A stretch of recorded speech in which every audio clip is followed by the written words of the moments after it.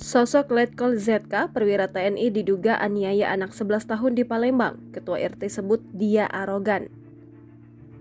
Sosok Letkol ZK, oknum perwira TNI yang diduga menganiaya anak 11 tahun di Palembang diungkap Heli Antoni, Ketua RT setempat.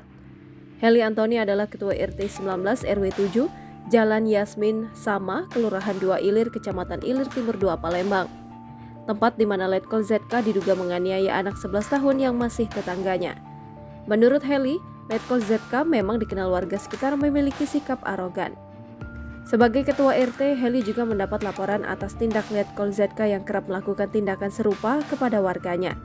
Dari kejadian seperti ini, Heli mengatakan banyak warganya yang merasa resah karena perlakuan dari pelaku.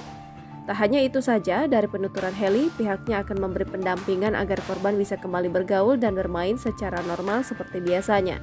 Sebab, setelah mengalami kejadian itu, korban lebih memilih berdiam diri di rumah. Heli mengatakan pelaku bertugas di tempat tersebut kurang lebih sudah 2 tahun ini. Dari informasi diperoleh tribunsumsel.com, Letkol ZK sendiri adalah perwira TNI yang berasal dari Matra Angkatan Darat, menjabat Komandan Denhar Dam 2 Sriwijaya.